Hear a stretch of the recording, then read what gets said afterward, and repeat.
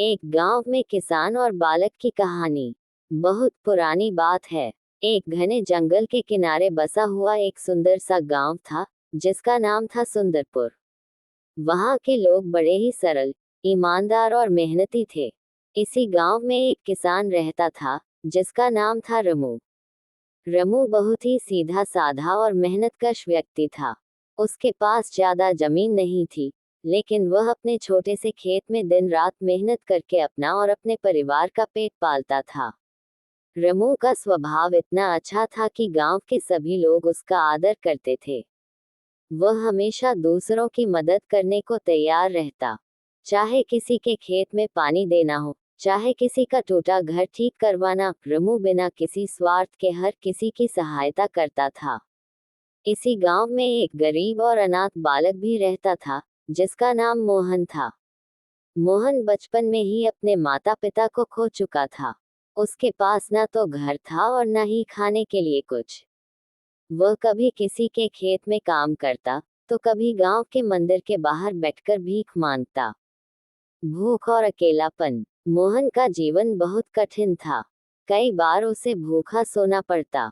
गांव के बच्चे भी उसके साथ नहीं खेलते थे। वह अकेले ही गांव के बाहर एक पुराने पीपल के पेड़ के नीचे रातें बिताता। उसकी हालत देखकर कई बार लोगों का मन पसीज जाता, लेकिन कोई भी उसे अपने घर नहीं बुलाता। एक दिन की बात है, जब गांव में बहुत तेज गर्मी पड़ रही थी। किसान रमू अपने खेत में काम कर रहा था। दोपहर के समय जब वह छांव में बैठकर पानी पीने लगा, तो उसकी नजर खेत के किनारे बैठे एक दुबले पतले बालक पर पड़ी। बालक बहुत ही कमजोर और थका हुआ लग रहा था। रमू ने पुकार कर कहा, अरे बेटे, इधर आओ, क्या तुम्हें भूख लगी है? मोहन पहले तो डर गया, फिर धीरे धीरे चलकर रमू के पास आया। रमू ने उसे अपने घर चलने को कहा। घर जाकर रमू की पत्नी ने मोहन को खाना खिलाया। मोहन ने पेट भरकर खाना खाया। कई दिनों बाद उसे पेट भर खाना नसीब हुआ था। उसकी आंखों में खुशी के आंसू आ गए। सहारा और शिक्षा। रमू ने मोहन से उसके बारे में पूछा। मोहन ने सब कुछ बता दिया। रमू का दिल भर आया।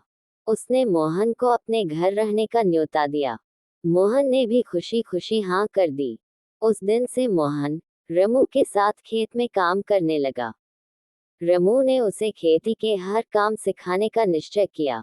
जैसे जैसे दिन बीतने लगे, मोहन भी खेती के काम में निपुण होता गया।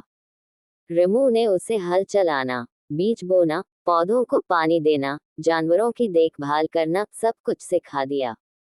रमू और उसकी पत्नी मोहन को अपने बेटे की तरह मानने लगे। मेहनत का फल। मोहन भी बहुत मेहनती था। वह सुबह सुबह उठकर रमू के साथ खेत जाता। दोनों मिलकर खेत में मेहनत करते। कुछ ही वर्षों में उनके खेत की उपज दोगुनी हो गई। अब खेत में गेहूं, मक्का, चना और सब्जियां भरपूर होने लगी।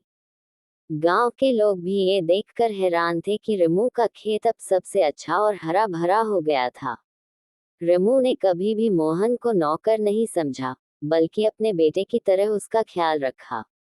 गांव में मिसाल। धीरे धीरे गांव में रमू और मोहन की दोस्ती मिसाल बन गई। लोग कहते, देखो, रमू ने अनाथ बालक को अपनाकर उसे इतना सिखा दिया कि अब उसका खेत पूरे गांव में सबसे अच्छा है। कुछ समय बाद गांव में अकाल पड़ा। कई किसानों की फसल सूख गई, मगर रमू और मोहन की मेहनत और समझदारी से उनका खेत बच गया। उन्होंने अपने खेत की फसल गांव के गरीब और जरूरतमंद लोगों में बांटी। गांव के मुखिया ने दोनों को बुलाकर सम्मानित किया और कहा, जो रमू और मोहन ने किया है, वह पूरे गांव के लिए आदर्श है।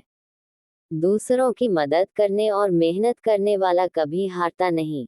मोहन का नया जीवन। अब मोहन न सिर्फ एक अच्छा किसान बन गया था, बल्कि गांव के बच्चों को पढ़ाई भी सिखाने लगा। वह बच्चों को खेत के काम और जीवन में ईमानदारी का महत्व बताता। रमू ने अपनी जमीन का आधा हिस्सा मोहन के नाम कर दिया। मोहन की मेहनत और लगन ने उसे गांव का आदर्श युवक बना दिया। अब गांव के लोग अपने बच्चों को मोहन जैसा बनने की सीख देने लगे। शिक्षा। इस कहानी से हमें ये सीखने को मिलता है कि कोई भी बालक, चाहे उसका बचपन कितना भी कठिन क्यों न हो, अगर उसे सही मार्गदर्शन और प्यार मिले, तो वह अपनी मेहनत से जीवन में सफल बन सकता है।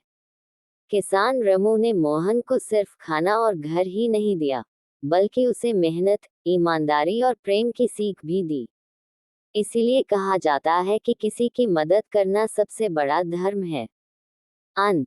सुंदरपुर गांव में अब भी लोग रमू और मोहन की मिसालें देते हैं। उनकी कहानी आने वाली पीढ़ियों को सिखाती है कि प्रेम, सेवा और मेहनत से जीवन में हर कठिनाई आसान हो सकती है।